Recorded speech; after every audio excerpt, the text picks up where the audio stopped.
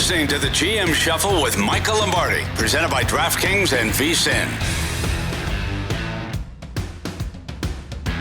Welcome into a new episode of GM Shuffle. I'm Grace Remington with Michael Lombardi, getting you ready for week 2 of the NFL season. We're going to look at Thursday night football first between the Bills and the Dolphins. Miami opening as a 1-point favorite. This line has moved in their favor to 2.5 now, and that total bet down from 51 to 49. But before we break down the game, Michael, let's look at some news. Dolphins quarterback Jalen Ramsey agreeing to a record 3-year deal worth $72.3 million. It makes him the league's highest paid cornerback now. What do you think of this new market reset? Well, I think Jalen Ramsey is remarkable. He keeps everybody just wants to keep him quiet, so they keep throwing money to him. I mean, it's remarkable. After he does a contract, he does a new contract. And look, this is all a reflection of Chris, I have no incentives, Olsen, up in Atlanta, the guy who runs the salary cap, who was scared to death of Belichick coming in because he might actually have to do something. You know, they're the only team in the National Football League that does not have any player performance offseason bonuses in their contract. Why? Because it would require Chris to have to negotiate and work harder. So they don't have that. And why wouldn't you have that? Don't you want your players in the building to work out, have off-season programs? Not the Falcons. So when my man Chris, I have no off-season bonuses out. Olsen gives the contract to Terrell. Everybody, every corner in the league who knows they're better than Terrell starts knocking on the door saying, whoa, how about me, man? How about me? Pay me my going. So Ramsey should send a thank you note to Olsen. So should Patrick Surtain. I mean, he's going to get a basket full of fruit. He's going to get whatever you want for Christmas because this contract made it easy for those agents to call up and say, hey, it's my time. And look, you know, Atlanta continues to dazzle you with their performance in everything they do in the offseason, Grace. You haven't been a part of it. You haven't had the whole montage. You got a little bit this week on the show, on the VSiN Morning Line, because, you know, obviously Harrison, had never listened to GM Shuffle before, and he walked into the trap of, well, everybody had Atlanta being good, and, that wasn't going to fly with me. So, that's why Ramsey, they love Atlanta. Just keep giving out the money. I mean, Arthur Blank's got a printing press up there. Maybe he's giving some to us. Maybe you and I could get some coin here. Oh, that would be nice. Yeah. Can you put in a word for us? I don't think they're talking to me in Atlanta. I think they just ignore me. I don't think they have any interest in talking to me, although they have no way to defend themselves. Let's be clear. They have no way to defend themselves. And that performance against Pittsburgh is also more further evidence. But we're not here to talk about them yet. Right. We'll get to them later. Yes. Big fan of your Atlanta rants, though, and can't wait to hear more as the season goes on. Let's get into this game, though. Bills-Dolphins. This will be for the lead in the AFC East division. So what do you think the biggest key to the game is here tonight? I think Jordan Poyer is the biggest key to the game, and here's why. This is the undercurrent to the game. So whenever you have a player as smart as Jordan Poyer, who ran the defense in Buffalo, along with Micah Hyde and Matt Milano. Those three players know Sean McDermott's defense better than any player. They know it as well as Sean McDermott. I mean, Poyer could probably go and coordinate the defense. He could make the calls. He knows McDermott as well as anybody. He understands them. He gets them, right? He knows, and this is the most important thing about understanding football. It's not about what's the adjustment. It's always about what's the adjustment to the adjustment. So, for example, Poyer can sit in Mike McDaniel's office, and they can talk about all the stuff that bothers Sean McDermott's scheme and his defense, because every defense has answers and every defense has problems. And so they could sit in the room and say, hey, if you do this against them, they hate that. It forces them to check to this, and now you get this throw. Or if you do that, they're going to counter with this. Or if you see this look from them, here's the blitz. And McDermott can't change who he is. I mean, he's installed this for so many years as a head coach. But that information, and they're not violating any code of conduct here. It's just part of the understanding it. It's what happens at all when you go to the combine and all these coaches start talking to one another. They're exchanging information to learn and do this. But when it gets specific like this with a guy who's made all the calls, who understands, not only understands the defense in Buffalo, he understands what Josh Allen likes and what Josh Allen doesn't like, what gives Josh Allen trouble and how to take things away. So I think Poyer has a huge role. We won't hear it on the television networks today, but he has a huge role in the game, not because he's become a trader and signed with Miami, simply because he's an asset for Miami and their coaching staff. Yeah, I think that's a fantastic point. And we heard Mike McDaniel say today, the Bills own the AFC East. They've won the division the last 4 years. So you got to cross enemy territory and look for any edge you can. Fantastic point you brought up there. Getting into this specific matchup, though, obviously both sides going through a little bit of change. We still have some questions after week 1. But after Jordan Poyer, what do you think is the key to the game here?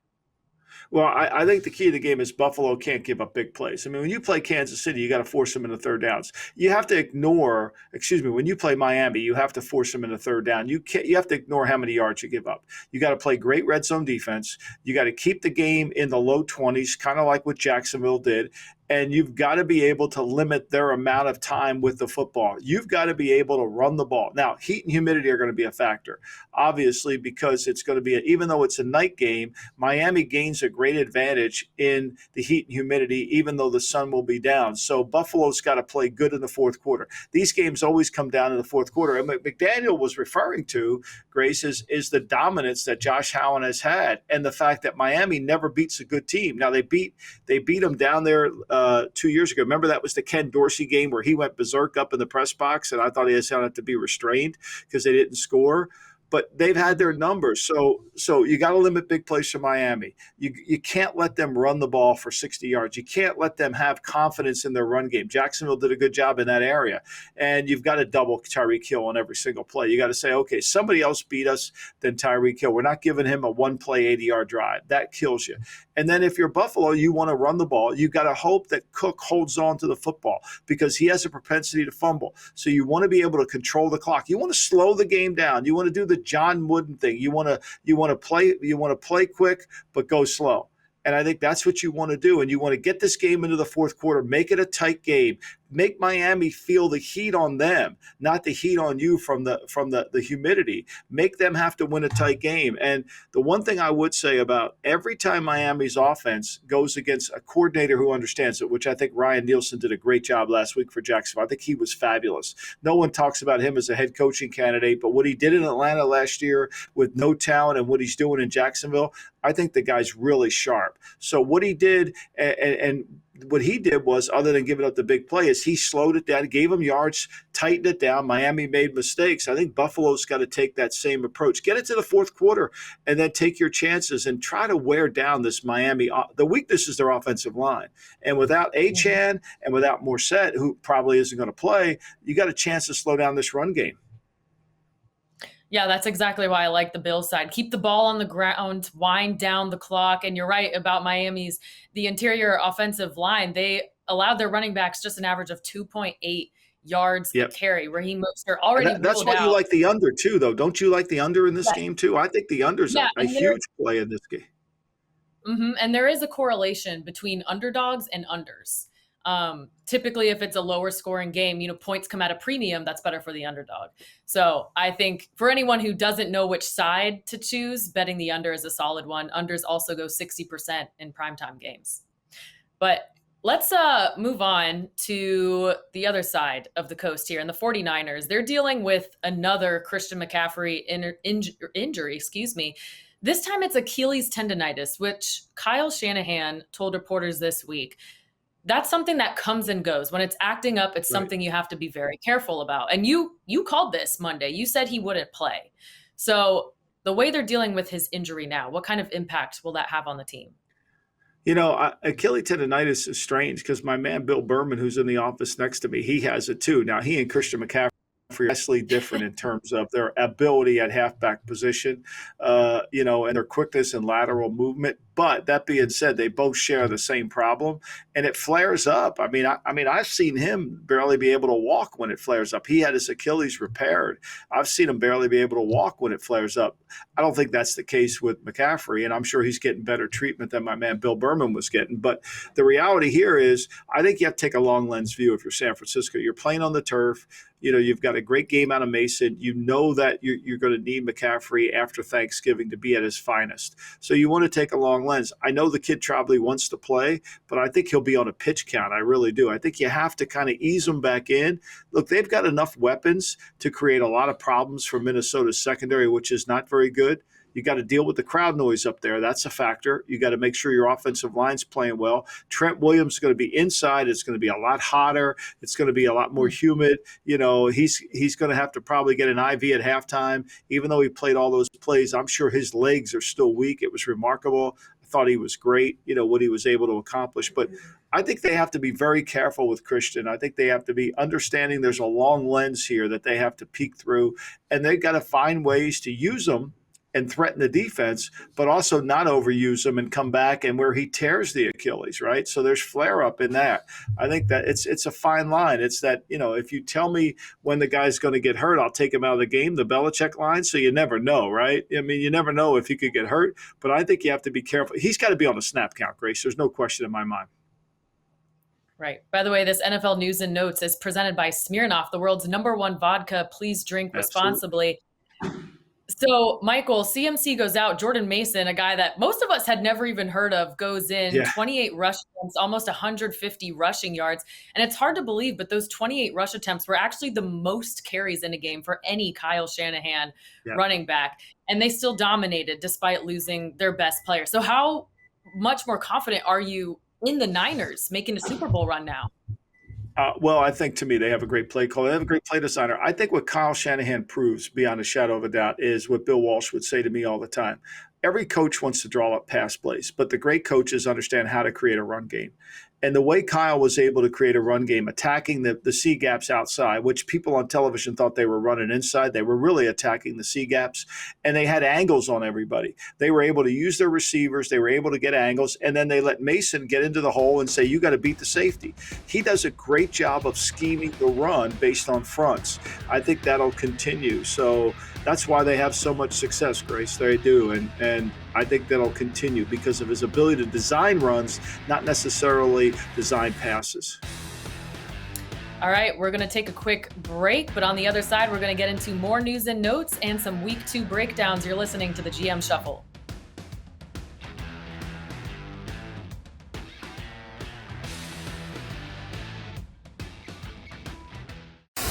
You're listening to the GM Shuffle with Michael Lombardi, presented by DraftKings and VSiN. Welcome back to the GM Shuffle, presented by Smirnoff. We do game days. Please drink responsibly. The Smirnoff Co., New York, New York. I'm Grace Remington with Michael Lombardi, getting you ready for NFL Week 2. And Michael, some of the biggest news out there is the Rams dealing with all of these offensive line injuries. Not only that, they have injuries in the secondary. Puka Nacua will now miss several weeks. But this line movement against the Cardinals has been crazy. A 4-point swing. The Cards open as a 2.5-point dog. They're now a 1.5-point favorite. So which injury here do you think is the most impactful? And of all these O-line additions, how does that impact Matthew Stafford? Well, it really impacts them tremendously. It impacts Sean McVay. But the good news on this is they know these linemen are out. So they could start, Ryan Wendell, their offensive line coach, can start preparing for who they're going to have. They signed a bunch of guys. They have 4 guys on the practice squad that they brought in. Joe Noteboom, who was the backup left tackle, he's now on IR. Their starting left tackle, Jackson, he was suspended for the first 2 weeks. So now they lose their starting center. They lose their starting guard. Haverstein has been hurt. Their starting right tackle. So there's really only one starter left in their offensive line. That's why the line movement is so severe. But here's what I do know about great quarterbacks. And I've seen this with Brady. I've seen it with Montana. When you're a shotgun team, when you have a chance, you want to run the football, you can get rid of the football quick. There could be throws that you can get that it will be easy throws. Now, Arizona's defense, I don't know if you saw any of the Buffalo game, is not very impressive. It's not good. So they'll be able to move the football. It's problematic that they're playing on the road. It'll be tough for them, and there's a lot of calls that have to be made. If Jonathan Gannon gets in a lot of pressure packages where now the linemen have to start making calls, they haven't been there long enough. Right? That you got to keep it simple. Like you can't tell the right tackle that we're going to squeeze it when, against this look, but we don't squeeze it against that look. I mean, there's a propensity for mistakes. So this is a game that really falls on Matthew Stafford's shoulders to handle it. That's the cause and effect. Look, Les Snead couldn't have prepared for all these injuries in the offensive line. It's your worst nightmare as a general manager is what do we do? You always want to have, when you go to training camp, I always felt like you needed 12 offensive linemen that have played in the NFL before. What does that mean? 5 that start, 2 that could be rotational, and then the remaining 5 have to be able to get you through a preseason game.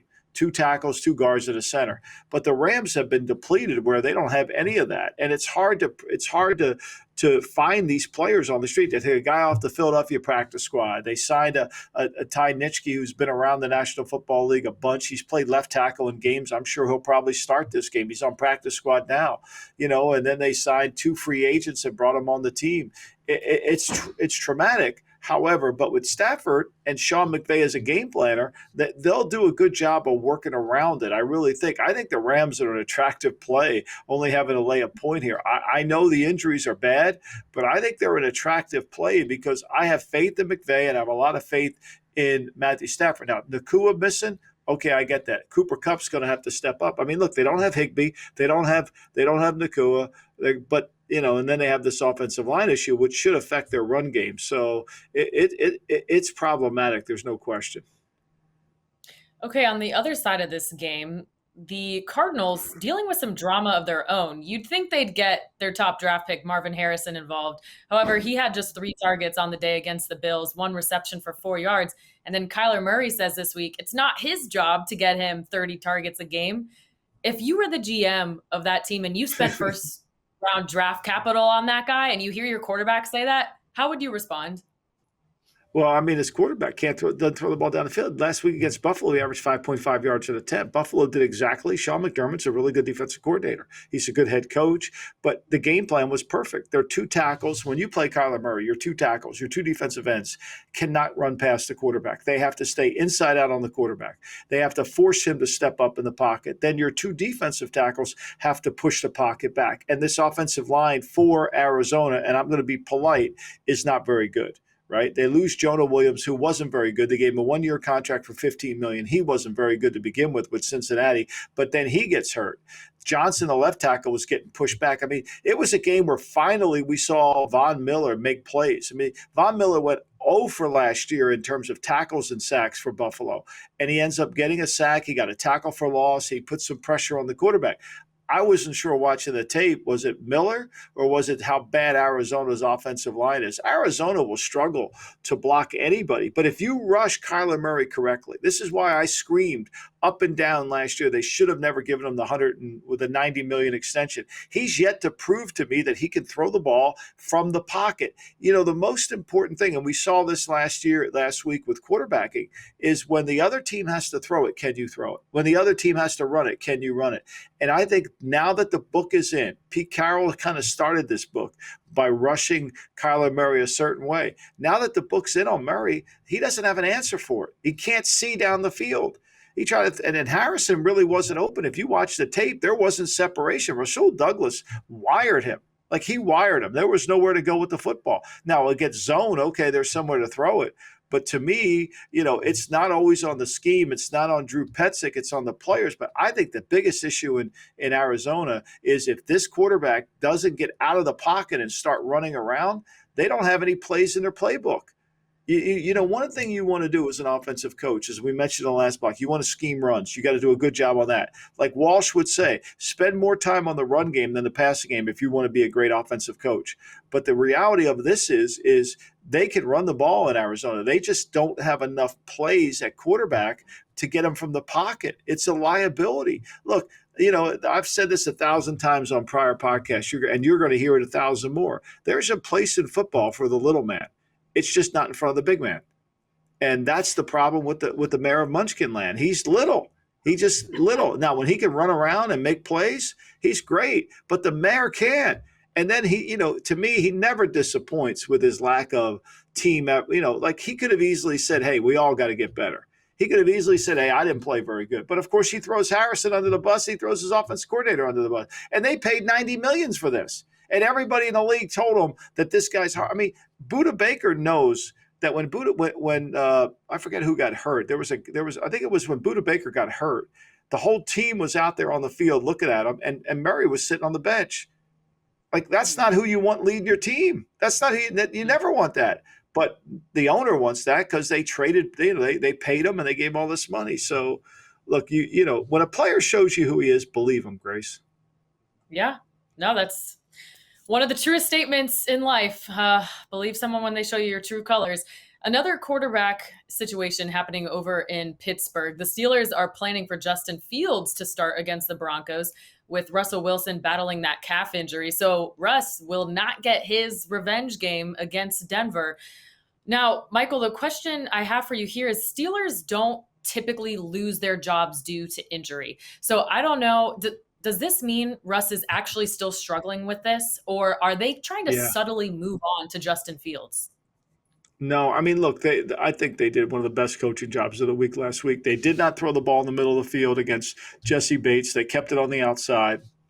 They knew it was going to be a tight game. They knew that the brilliance of the Atlanta Falcons wouldn't block TJ Watt with two men, so they took advantage of that. But I think, to me, the calf injury is hard for quarterbacks. We see it with Kirk Cousins. He couldn't drive the football. He's got a lower body. You got to throw the ball.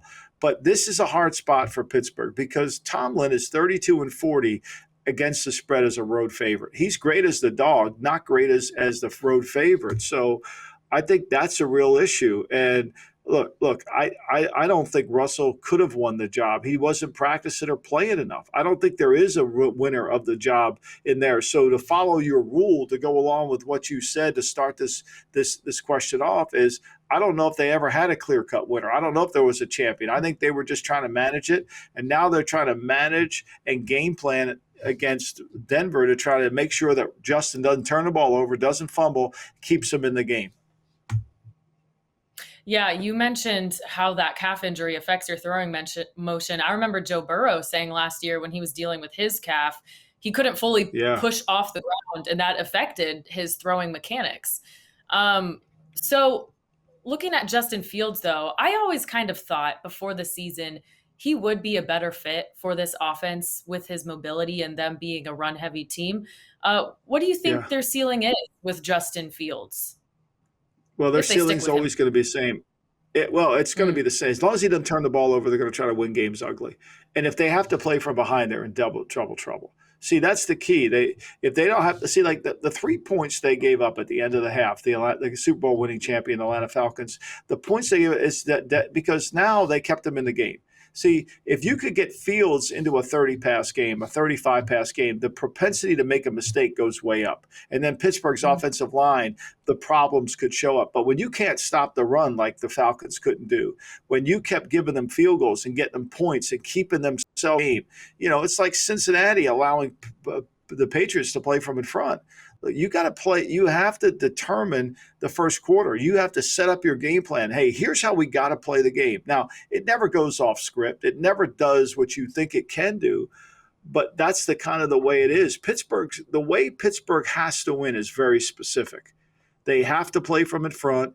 They've got to be able to keep you out of the end zone. They got to keep the game close. They're just trying to get it to the fourth quarter in a one-score game and see what the hell happens. That's their formula. Now, if they get behind 14-0 in the second quarter, it could go all the way downhill from there.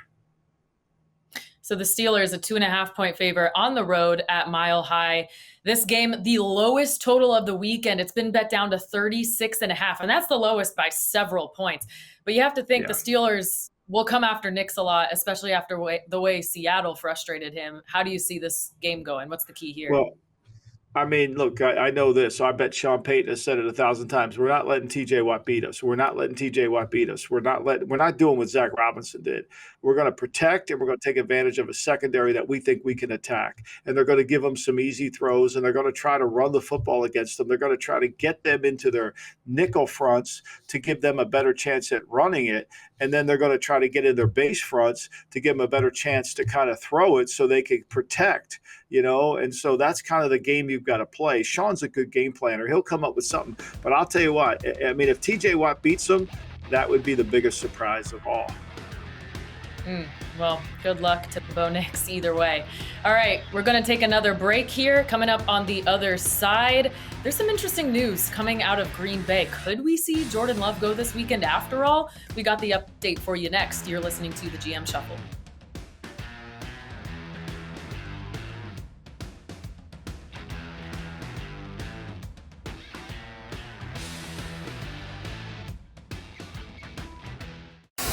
You're listening to the GM Shuffle with Michael Lombardi, presented by DraftKings and VSiN. Welcome back into the GM Shuffle. It's only week 2, and we've already had some bizarre quotes from some of these NFL coaches, but one of the more confusing ones is now coming out of Matt LaFleur at Green Bay. We all thought Jordan Love would be potential IR candidate out for 4 to 6 weeks after spraining his MCL against the Eagles. Now LaFleur says the door is pretty open on Love playing this weekend. So, Michael, what changed from him potentially being out for 6 weeks to now playing in about 8 days? Well, I'm not a doctor, but, when he walked off the field, I mean, we saw what happened. You could see his knee shift. I thought he dislocated his kneecap, but a lot of times there's not as much swelling as they anticipated. It's not as painful. Obviously, he's going to have to wear a brace, but maybe his healing was a direct result of watching Malik Willis play quarterback position. Grace, it's one of these games that I can't get out of my head. I go back to 2022 in November. It was a Sunday night game. Tennessee was playing, I don't know if Nashville at the time, but Tennessee was playing Kansas City. It was Sunday night. And Malik Willis had a start. Tannehill was hurt.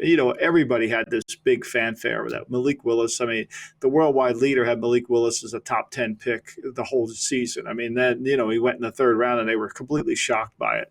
So he goes in there and, he's the only player in the history of my NFL career that I've actually seen get benched during a series of a preseason game. Like, he was screwing everything up that Vrabel had to send somebody else in to play quarterback to get him off the field. And which is unfair for the kid, but that's just what happened. So he goes into Kansas City, and they're very limited in what they could do. Kansas City knows it. Everybody knows it. He throws 16 times. He completes 5 passes for 80 yards.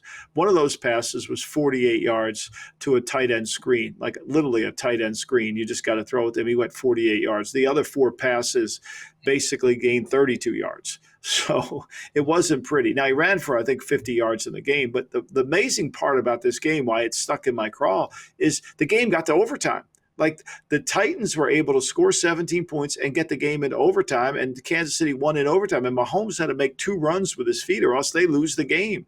So I think probably Green Bay sitting there, I don't know whose idea it was that Willis can be the starting quarterback. There's been no evidence on tape, no evidence that you could say this is going to happen. So I think, to me, I think it's probably one of those things where maybe it didn't swell as much.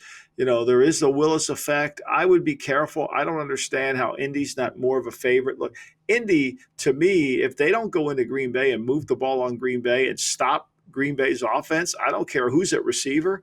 Like, Willis, challenge Willis to beat him. Play short yardage defense. Get the goddamn goal line defense and tell Green Bay, you're either throwing this ball or we're not letting Josh Jacobs run the goddamn thing on us. But that ain't going to be what my man Gus Bradley will do. Gus Bradley's one of these coaches that drive me crazy, right? And we had a guy like this in Oakland, okay? Just think about this. At the end of the game, there's 1 second to go in the game, and they're losing by 4 points, the team you're playing. And say they run short yardage out on the field. Why they would do that, I don't know. But our coach would have run short yardage defense out on the field. Like, it makes no sense. Like, play the situation. Play the situation. Understand what you're dealing with. Make Malik Willis beat you. But that ain't Gus Bradley, as I wrote about for a VSiN column. He's just going to play his stuff, and if the players don't get it right, it's their fault, not his. Yeah, there's a lot to hit on there. The first, you mentioned the spread in this game.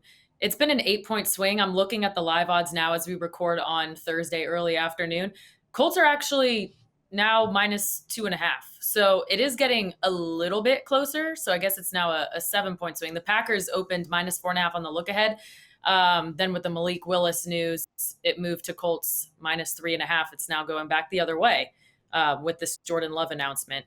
But back to Malik Willis, because you were talking about, the hype surrounding him in the draft. I think people get so caught up on college quarterbacks stuffing the stat sheet because he was thrilling to watch at Liberty. But you think about the level of competition, and, this is unrelated right now, but people were talking about Riley Leonard being a high draft pick over the summer.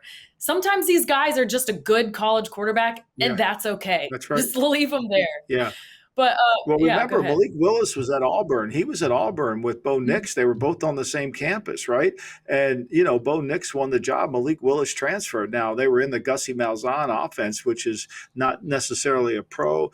And you're right. That's perfectly said. You can go somewhere and you can start making plays and you can start looking good. But this is going to be a hard game. I mean, if you're an Indianapolis Colt, if you're in their front office and you're not shutting down Green. If he plays under center and you're not knowing that he's going to run a lot of boots, he's going to run a lot of nakeds, and they're going to try to run the ball. If you don't know that's what you have to stop and they move the ball on you, to me, as I wrote about, you have no chance. I mean, you have no chance to win. I don't care. To me, you have to make your opponent play left-handed. You have to understand what the opponent does to then take that away. So now going back to your Colts article, which everyone can read on vsin.com, it's titled "Why the Colts Can't Win."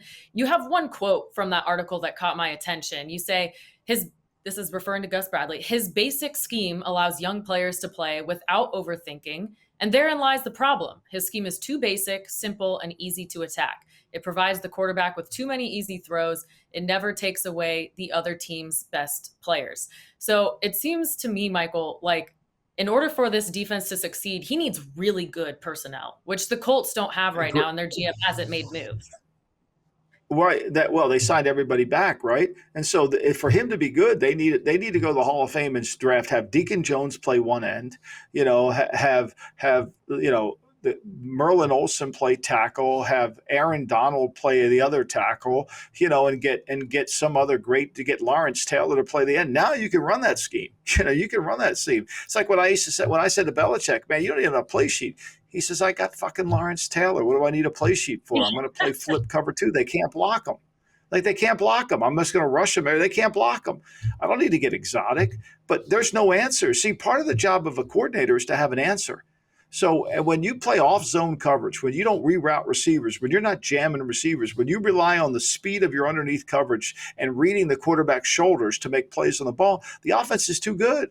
They're just too good. And so Gus has never adapted. Gus is like, a company. He's like Kodak Eastman. He still thinks he's in the camera business, and he forgot he was in the cell phone business. Like, he's never really taken his off. This goes back, this defense that he's running goes back to 1985 when Pete Carroll was in Minnesota. It started with a 3 technique. It started with a defensive end. We're going to play cover 3. We're going to match the coverage as it comes out. And, great. And if you have Chris Dolman, Hall of Famer, and you have Keith Millard, great player, if you have all these guys, good, it's great. But if you don't have them, what are you going to do? The Colts defense, they got 4 sacks in a game. They have good defensive line. They don't have great, but they don't give the players any help. He didn't give them any help. Oh, you got to play better. I mean, here's the classic what happens with Gussie. Say he creates a negative play. Now it's 2nd and 16. He'll come back and play palms, or he'll play 3, and the quarterback throws it for 14 yards. It's what happened in the Houston game, in the playoff game. He creates a negative play, perfect, but then he doesn't put any pressure on the quarterback. And the next thing they're back at a 3rd and 2 again. Like, what are we doing? Like, if Aaron Rodgers, if Tom Brady, if Patrick Mahomes can read your mail before the ball snapped, you got no chance. It's like, remember the CIA was reading all of Lee Harvey Oswald's mail too. So they had no chance. Yeah, Texans absolutely steamrolled the Colts, 417 yards. They had 40 rush attempts and held the ball for 40 minutes, averaging 5.3 yards a pop. So not great there. Let's try to squeeze in another game here before we hit a break. Yeah. Bengals Chiefs. This line has gotten smaller, actually. It's moving the Bengals' way from Chiefs -6 to now -5. We all know the slow starts under Zach Taylor. How do they get up for the Chiefs this week? Well, I think to me, this is a classic. Everybody's betting the Patrick Mahomes. Whenever he's an underdog, whenever he's a favorite in 3 or less, take him. Whenever he's a favorite by 4 or more, take the other team. I think this is just, a kind of a way, not that they don't think they're going to win, but it's always a closer game. I mean, Cincinnati has gone in there and played very well the last 2 times. They won a conference championship game in there and they lost one on a punt return and a penalty. They lost that game. So I think to me, there's a sense of confidence by Cincinnati that they know how to play it. Geno Stone was in Baltimore. They're not intimidated. They brought back Von Bell, who won in there with Cincinnati. So they'll play better. I worry about Burrow's wrist. I know he says he's healthy, but I don't think they looked healthy at all. And, Trent Brown was horrible at right tackle last week. He was bad. Kenyon White was great against him, the second-round pick out of Georgia Tech last year. I mean, they're going to have to fix this offensive line or else it's going to be a long day for Joe Burrow in Arrowhead. Yeah, it does feel like a buy low, sell high spot for the Bengals. But until we know more about Joe Burrow's injury, it feels really hard to back them at this point. How do you think it impacts the entire offense, this lingering injury? Well, until he gets T. Higgins back, until we know what's going on. Now, this week we've heard nothing about Chase, right? This has been the first week we haven't seen video of Chase walking to practice. Is he in shorts? Is he in clothes? Because it's what I said. He's an NFL player. He has a contract. Either he plays or he doesn't. We lose sight of that in the summer. If he don't want to play, that's fine. He can pretend he's got food poisoning or he can pretend he's got some other ailment, then he doesn't play and maybe still make his money, but then he's got to look at his teammates in the eye. That becomes a little bit harder. So I think without those 2 guys, and then they're transitioning into a different style of offense. They try to use more 2 tight ends. They're not doing as much 11 personnel. And when this offensive line isn't playing good, then it's a real issue, and they haven't. I mean, look, Zach Taylor hasn't won, I don't think, a game in week 2 in his NFL career. Think about that. He's not won a game in week 2 in his NFL career. So I think that's a problem. I was counting on him to get his team ready because when you're bad at something, like he's been bad at opening day games, you think he spends his offseason saying, I'm going to fix this problem. Like, it would drive me crazy. I'm going to fix this problem. There's no way we're not going to be ready to play. I don't care what I have to do. But for Zach, it don't bother him. No, we'll lose 2 games in a row. I mean, the last 2 years he's 0-4. Now he's 0-5 in week 1 and week 2 games. He loses this one, he's 0-6. I mean, when do you solve the problem? You're paid to solve problems. You're not paid to talk about them. Yeah, Bengals 1-10 straight up in weeks 1 and 2, 0-5 in week 1, despite being favored in all of those week 1 games. Very odd how the beginning of the regular season has kind of just turned into the Bengals preseason. Maybe start thinking about getting those players reps before kickoff. All right, we're going to take a quick break here. On the other side, we're looking at more week 2 games. You're listening to the GM Shuffle.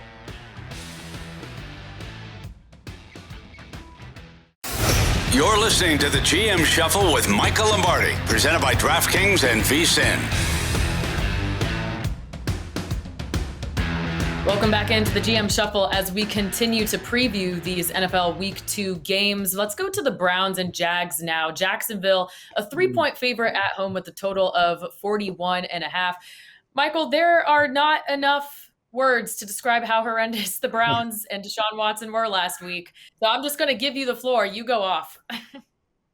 Well, I think to me this is a fascinating game because obviously we know that Deshaun played horribly. They had the 2 tackles that they had in there. They actually played a lot of games with these 2 backup tackles, but Bill Callahan's not there, so they didn't play as well. They played a lot better for Bill. But when you lose your offensive line coach, who's really one of the best coaches in the league, you can't expect your line to come back. So, look, I think this is a problematic game. Let's just stay on Cleveland for a second. Cleveland defense last year was atrocious. I mean, when you look at total yards in their home games, they only gave up 1,943 yards. When you look at them on the road, they gave up 3,000.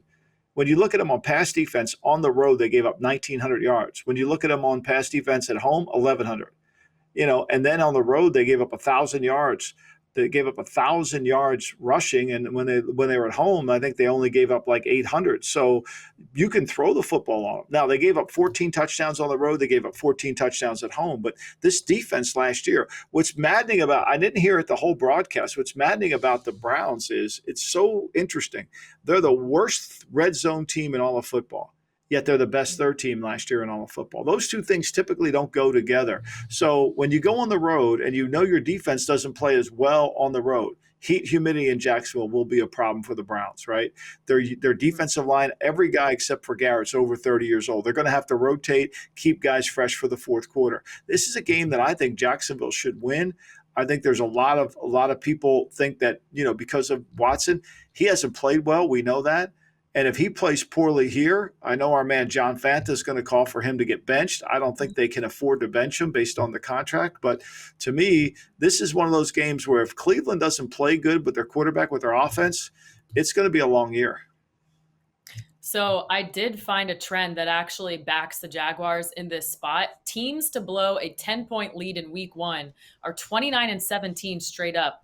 28-17-1 against the spread. That's a 62% cover rate in the following week. So there, to me, that kind of says there was luck involved. There was luck involved in that Dolphins game. Dolphins didn't deserve to win that one. So maybe a good spot to back the Jags here. Yeah, I think so. I mean, to me, I wish it were. I'm glad that it's 3. I like it at 3. 3.5, I probably stay away just because it could come down to a field goal game, Grace. Mm-hmm. All right, let's look at the Saints and Cowboys now. Dallas, a 6.5-point home favorite with the total set at 46.5. Michael, I was really excited about this Saints offense. I know they were going up against a nobody, but look at how because it's one of those things where you're like, okay, it's week 1. What's true? What's not? But I think one thing we can take away from this is how Clint Kubiak modernized that Saints offense. A few stats for you. Derek Carr used play action on 39% of his dropbacks, his highest rate since joining the team. And the Saints used pre-snap motion on 85% of dropbacks, which led the league in week 1. And last year they were, I don't know the exact numbers, but I know they were bottom of the league in those percentages. So did you see any promise there with the Saints? Yeah, you did. I mean, look, I didn't see any from Carolina. They lose Derek Brown in the game. Their secondary blows the coverage. The first touchdown, you could see J.C. Horn screaming to the safety, "Why did you leave the middle of the field?" And it was an old school play that everybody runs. Everybody runs that play, and the safety took the bid on it. Look, I think the Saints Dennis Allen's always going to do a good job defensively. I don't think you can make fun of Dennis Allen's record as a head coach, but their defense always rises to the challenge. This is a game that Dallas typically, now in some shops like Circa, this line's down to 5.5. A lot of professional money coming in on Dallas, Grace, because everybody loves Dallas in this. This is when Dallas plays against a lesser opponent at home where they understand how to attack them. Mike McCarthy does do a good job in this area. So it'll be interesting to see how this plays out. I think the heat, the pressure, one thing about Carr is I call Carr Ricky Fowler of football, because when he's protected and things are not pressurized, he's good. But when he starts to get a little heat, which the Dallas can bring in Mike Zimmer's scheme, and he can bring some different kind of pressures, it can be a problem. And, this Dallas offensive line is young. I don't think they played as great as the score indicated against the Browns. Really, when you watch the tape, they weren't great, but they were able to play from in front, which is everything you need to know about Dallas. I mean, Dallas has to.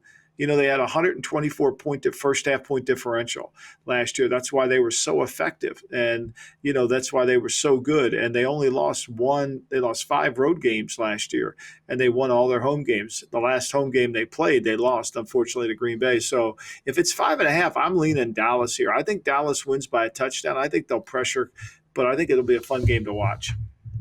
I like that. And I'm glad you brought up the pressure too, because I saw people hyping up the Saints O-line. They allowed pressure on just 3 dropbacks. Yeah. But can they do the same against Micah Parsons? Because they brought the pressure last week against Deshaun Watson, pressuring him on 43% of plays.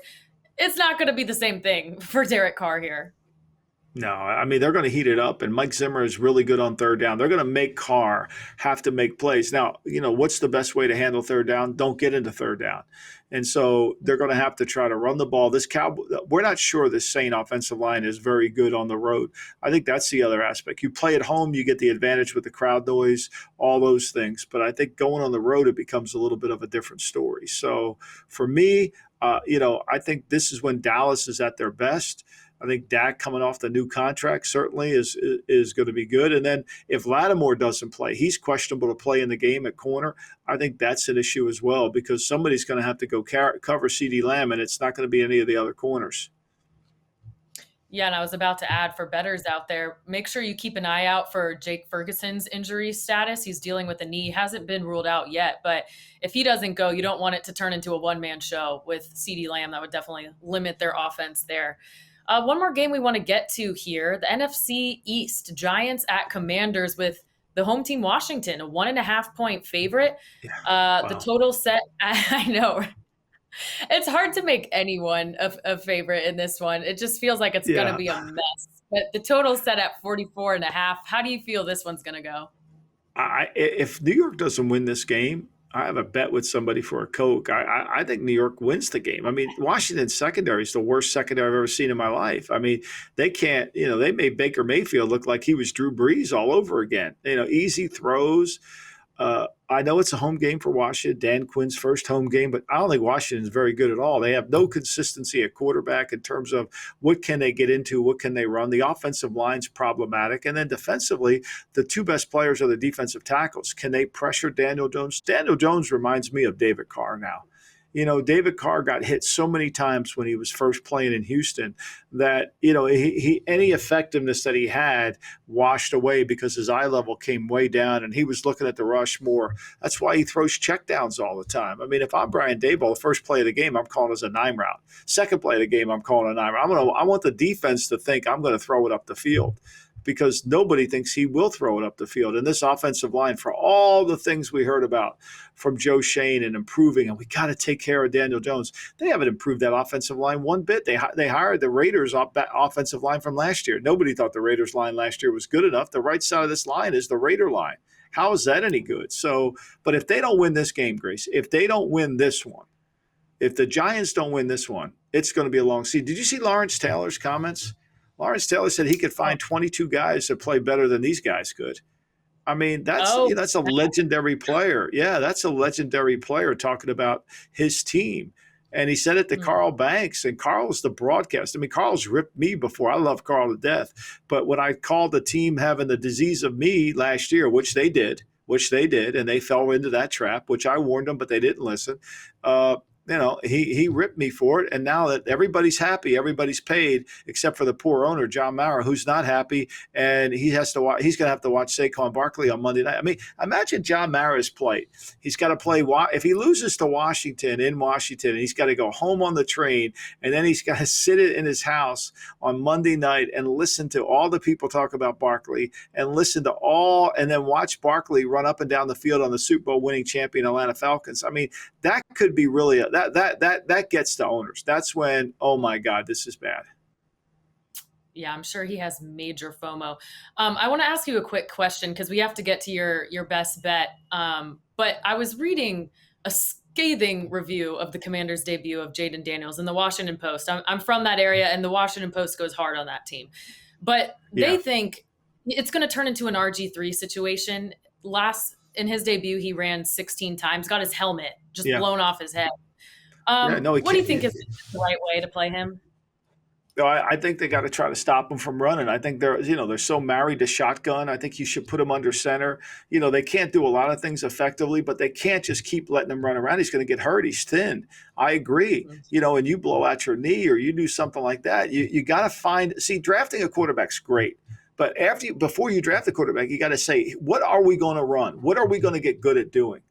And I'm not sure that's the case in Washington. I don't really see a whole lot of improvement when I watch Washington's team in terms of the talent level from last year to this year, in terms of the coaching. I mean, their secondary is as poor as it could possibly be. I think it's going to be a tough one. That's why if I had any guts, I'd play the Giants. I would do that. If you had any guts this week, you take the Giants and the Panthers, because the Chargers didn't play very good in week one, and to be a 6-point favorite against anybody is a joke. On the road, oh my.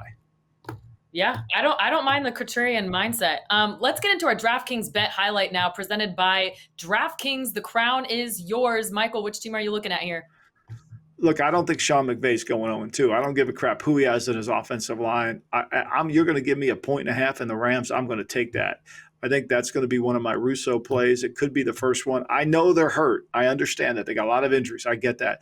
But I'm going to go with Sean, who's a great offensive play caller. He's a designer. And Matthew Stafford, who I thought was sensational last week, to throw the ball against one of the worst defenses I've seen in a long time. Plus, they don't have great pass rushers. So, look, just stand in front of them. Let Stafford handle the game. And you're going to give me 1.5. I'll take it, Grace. Yeah, I like it. Keep it simple. All right, so our DraftKings bet highlight, Rams plus 1.5 at the Cardinals. This has been our week 2 preview on the GM Shuffle. Download your podcast wherever you get them. Make sure you subscribe, leave a comment. We'll be back here next Monday with our recap of week 2. For Michael Lombardi, I'm Grace Remington. Thank you for listening.